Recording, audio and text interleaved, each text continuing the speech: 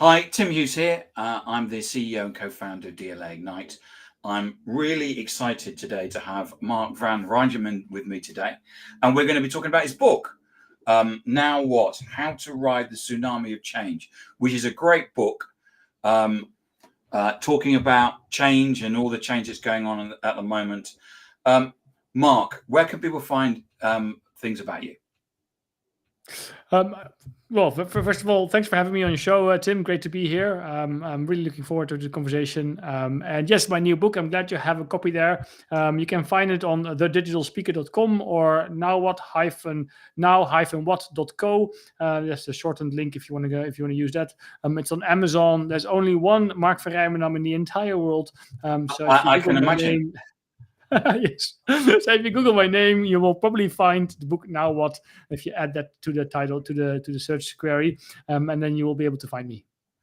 Excellent. So, Mark, one of the things that I've had, which I don't get often, well, actually, I've never had this before in the 9 years that I've run my podcast, I don't think, is I actually had people writing to me saying they had questions for you.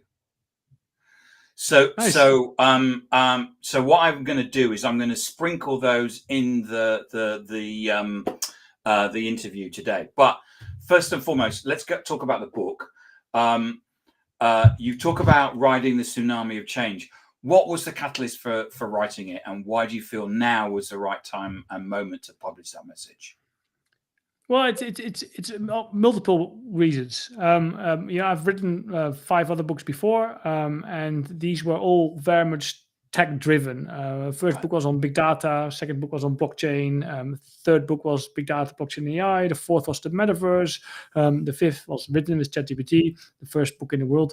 A nice experiment as well. And this book, I wanted to do something different because I wanted to sort of step sort of a helicopter view of what's going on in the world. Because from my talks with organizations around the world, I sort of get this.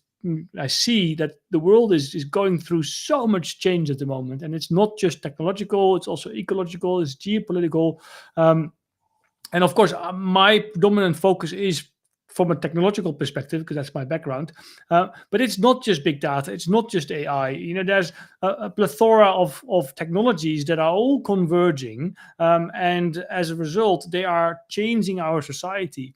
And I increasingly started to feel that we need sort of a playbook of how to deal with all this disruption that is happening, because very few people actually know, first of all, what's going on. Second, then know what to do. Most people and organizations are in this fight, flight, and freeze mode, where they just don't know anymore what to do because the disruption is just constantly on a daily basis, and that's what I tried to do with this book is write a book that gives you this playbook, that gives you this framework to ride this tsunami of change, to understand these technologies regardless of what technologies they are, and to understand the benefits as well as the risks, and to do so from a human centered perspective, where we understand that everything is interconnected, that my reality or your reality is not the reality, where we are all interlinked with each other, from the smallest of organisms to humanity, and that's what I try to write. Really, a book for the future, how we can design and build a better future that works for all of us. You describe change as a tsunami. What makes today's wave of disruption different from previous industrial or technological revolutions? Well, I think first of all, it's going so much faster. Yeah. We have hit the second half of the chessboard where exponential change is doubling every time. You might know Moore's law, which states your computer power doubles every 18 to 24 months. We have now reached a stage where compute power doubles every 6 months, and compute cost drops tenfold per year. And it's also the convergence of technologies. It's AI driving robotics, crafting, resulting in more data, which will allow us to create a better metaverse, which is coming, where we have quantum computing solving some of the wicked problems of the world, where we have synthetic biology that will literally rewrite life from scratch, or where we have 3D printing that will completely change globalization and geopolitics by moving manufacturing from the east to your neighborhood. So there's this disruption happening at so many different fronts, and they are all affecting each other. They are all enforcing each other, and that's what makes this so much different from others. And at the same time, because of these technologies, a lot of the jobs that exist today, they will disappear, and it's sort of the elephant in the room that nobody wants to talk about, and especially big tech tries to avoid it because obviously they need to make money. But that is a consequence, and in my book I make the prediction that by 2030, I believe 1 billion jobs will have been destroyed because of all this disruption that's happening. And so yes, and then the tsunami is very disruptive, but at some point a tsunami also recedes, and that gives us then the time to rebuild and come out stronger than we were before. So the link or the metaphor of the tsunami has multiple angles. So here's the first question from one of our watchers. Does Mark agree that guardrails are needed for AI? Absolutely. I think it's pretty clear that we can't rely on big tech creating these guardrails themselves. And I think here in Australia, which I'm really proud of, they have persevered and said no social media for under 16 or other platforms as well, such as YouTube and hopefully agent platforms as well. And so yes, I think we need guardrails, and I think the regulators, the global community needs to step up, come together and say, look, this is too important to fail. This is too big to fail. We need to work on this together. We need to set guardrails together. And no, you cannot allow kids on your platform because you want to make more money, because your 100 billion in your bank account isn't enough. So I think we need to put humanity first and not big tech shareholders first. And that can only be done by guardrails and by enforcing them, which is hard in this geopolitical world that we live in, unfortunately, with most of the big tech companies being American. And we know what the American president, how he thinks about these kind of things. So we do need them, because otherwise we get lots of problems that we have already seen happening with self-harm on agents, suicide even, and these are horrible things, and these are relatively small things of what can go wrong in the broader scheme of things. So it's yes, guardrails are necessary. Second question from the viewers: when does Mark feel AGI will be here? So AGI, is it 5 years, 10 years, 15 years? Of artificial general intelligence, when AI becomes as intelligent as a human being.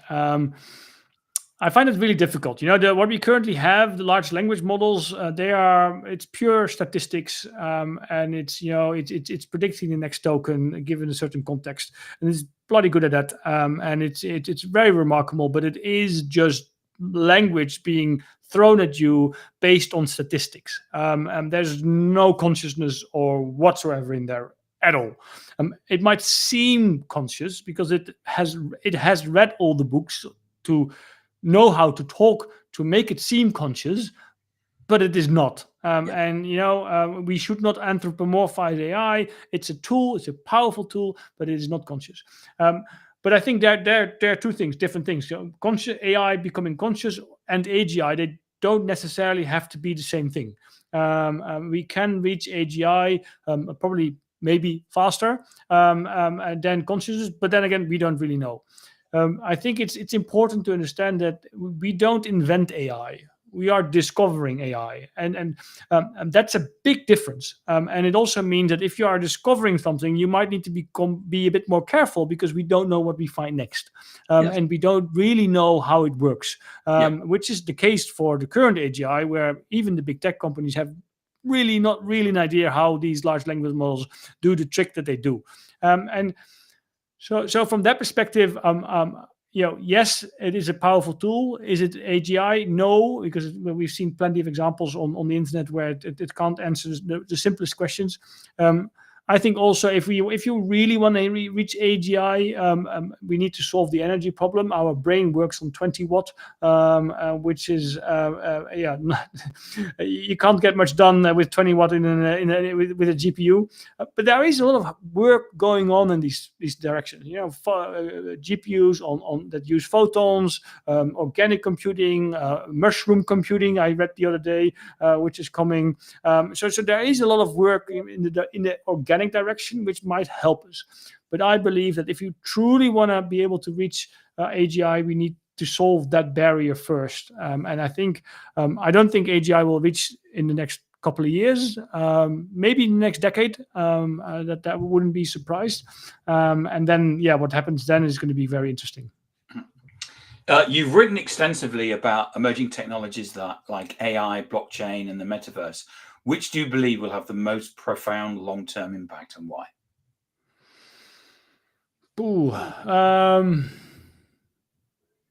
I think that's a difficult question. It's like choosing your favorite kid, Yes, it is, isn't it? Yes. Because it's because they're all equally important. It's and they will all equally have their own their own impact. But if I have to choose one, I think it would be AI, because AI contributes to all the others. And AI speeds up, is a catalyst for all the others. And because it's a catalyst, therefore it is the most important one, because it helps the other ones go faster. So if I have to choose, I'll opt for AI, because we can already see that it's contributing to finding solutions in quantum faster, or making better spatial intelligence solutions for augmented reality, or helping us with synthetic biology or robotics. So it is really the driving force behind all these other technologies. So from that perspective, I would choose AI. Okay, excellent. And how should leaders distinguish between hype and true transformation when evaluating new technologies? Well, I get a lot of these questions from organizations. We need to do something with AI. Help me.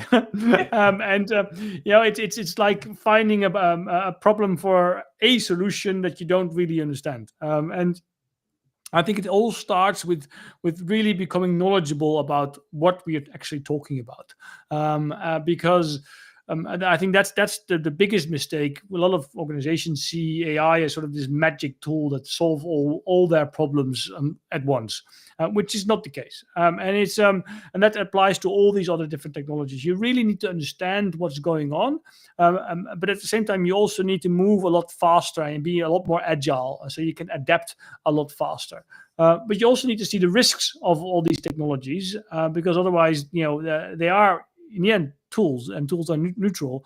And you also need to empower everyone within your organization, so that it almost becomes sort of a bottom-up approach within your organization, where everyone is learning what's going on, everyone is adapting, everyone is verifying, and everyone is empowering the entire organization to move forward.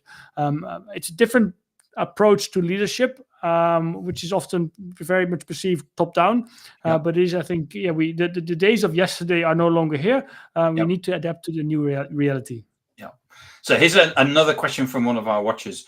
Is China ahead of us in the AI AGI race? First of all, let's define us. I presume the West. I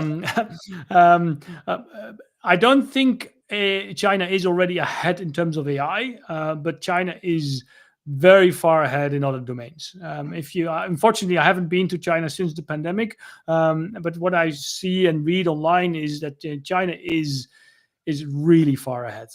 You have robotics. You can order your drink by drone.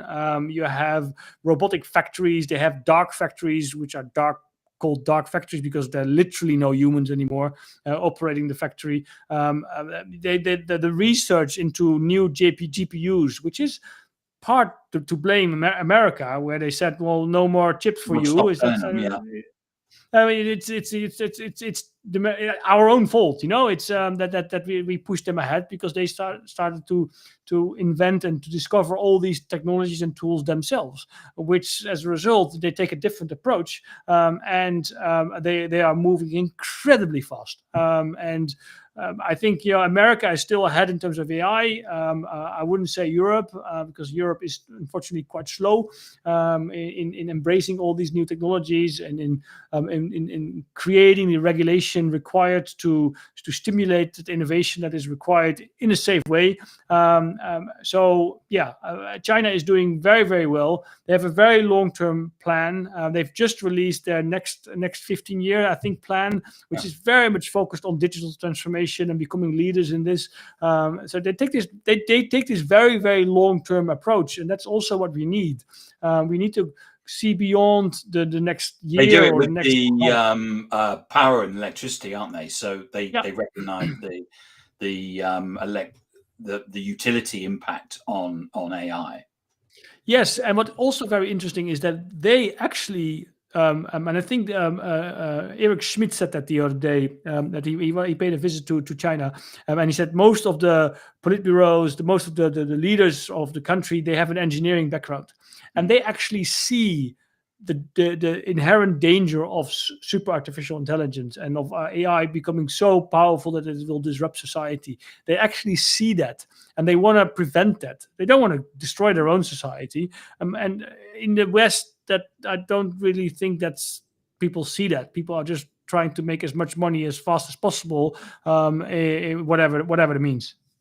Another question from our watchers is about AI and solving cancer and incurable diseases. Do you think it will do? If so, when? Again, I think this is where AI can play a really pivotal role. DeepMind is playing a big role in here. The boss of DeepMind even said that he thinks that in the next 10 years all diseases will be cured. I'm not sure if it's going that fast, but it's clear that AI can have a big impact here because it just everything is being sped up. The trials, the research, the creating medication, personalizing the medication, everything is sped up. So we have definitely left the hockey curve, the bottom of and we are on an exponential trajectory. So from a healthcare perspective, we are clearly moving to a proactive, preventative healthcare system, but that also requires a lot of adaptation from governments, from insurance companies. I had a presentation the other day from a longevity clinic here in Sydney, and the price they required for like 450 biomarkers was like 16,000 Australian dollars, which is relatively cheap compared to America. It's still a lot of money, but it's relatively cheap compared to the US. And then I ask, is this being, is the insurance stepping in here? And they say no, which to me doesn't make sense because $16,000 for checking you on an annual basis is a hell of a lot cheaper than trying to cure cancer with all the medications that cost sometimes hundreds of thousands of dollars. So we need a paradigm shift here, where also the insurance companies start to see that like longevity is something to pursue, and could help us also reduce the costs, because across the world the costs are exploding because all these technologies are very expensive. So yes, I think it will have a big impact on diseases. How fast it will, I find it difficult to answer. I've got a plane going over. Sorry, I just put myself on mute. With increasing automation and AI adoption, can society ensure that human skills and values are not lost in the process? Well, I think that's sort of the trillion-dollar question. What happens to us humans when we automate the entire society? Work gives us purpose, no matter what the work is that you do. It helps you get out of bed in the morning, even if you don't like your job, and it helps you, gives you a rhythm through the week or through the year. So work is really, really important. And if you're going to automate all these jobs, I think that is on the one hand, which is problematic. At the same time, we see that we humans, we also value human-to-human connections. It's if all you have to do, if all you get to do is interact with AI and robots, I don't want to live in that world. I want to deal with people. I don't want to deal with robots. And which is unfortunate because we see that a lot of children, they use all these LLM tools, and they think it's their best buddy, and it's not. Again, it's just a language based on statistics, and that is so we need to protect that human perspective, the human creativity. We need to value that. We need to value the art that we do, and I'm not sure if as a society we have the right guardrails, guidelines in place to manage that transition in a good way. I do expect a lot of disruption in the coming years, not from ecological disruption because that's also coming, but purely from the technological disruption. Because if you have a billion jobs destroyed by the end of this decade, that's 20% of the global workforce. Yeah. Now you might remember the Arab Spring in 2011. That was partially due to roughly 20% unemployment. So you can sort of guess where we're heading. Yeah. Mark, thank you so much for coming on and talking about your new book, Now What? How to Ride the Tsunami of Change. If I wanted to buy one, where can I get one from? You can get it on Amazon or any of the online bookstores. You can find it. You can also get it on my website, thedigitalspeaker.com, or the short version now-what.co, or just Google it and you'll find it as well. Okay. And where can we find information on you, Mark? If you want to know more about me, thedigitalspeaker.com, or you can go to futurwise.com, which is my new tech platform to help you be in the know without being out of time, without the E in the middle, futurwise.com. You can, on LinkedIn, happy to connect. I update and publish posts there on the regular basis as well. And your newsletter is excellent, isn't it? I mean, in terms of, and not just it's not about Mark. It actually provides your current thinking in terms of, and you share your current thinking. You're very generous in the way that you share your thinking. Thank you. Yeah, it's called the Synthetic Minds newsletter. You can find it on the Digital Speaker, and I've just sort of made a switch to move to like a twice a week newsletter where I literally just whatever comes in my mind of what I read, I just share, and I share my ideas to the world because I think it's important for everyone to become more aware of what's going on. Yeah. Because only if we are aware can we make the right decisions. Yeah. Mark, thank you so much. It's been excellent. I really enjoyed it, and I've got to go on.